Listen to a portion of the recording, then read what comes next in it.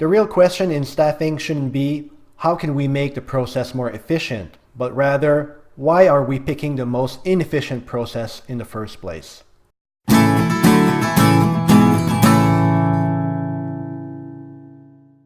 In the last video, I mentioned the Cutting Internal Red Tape report, and once again, I insist and I repeat, it is a must-read for anyone who wants to change staffing in the federal public service. While the Cutting Internal Red Tape exercise was going on, the biggest assumption everyone made was that red tape was caused by the rules. This proved to be utterly wrong.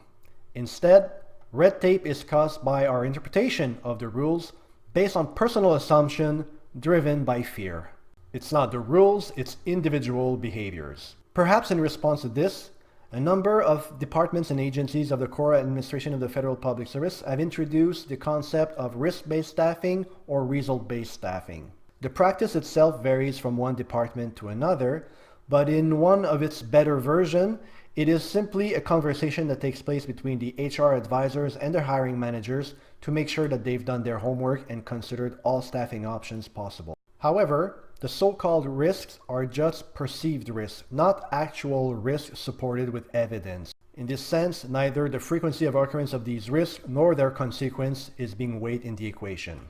Which brings me to one of the final findings of my research, namely the need for data and evidence-based staffing. There's a lot of buzz right now in the federal public service about HR analytics, machine learning, AI, and it is true that some departments are working on interesting projects. There is, however, less discussion about using data and evidence as incentives to change mindsets and behaviors. Despite the amount of information available, measuring costs and efficiencies in staffing is still not an ingrained habit. This is a topic I will return to in a future video.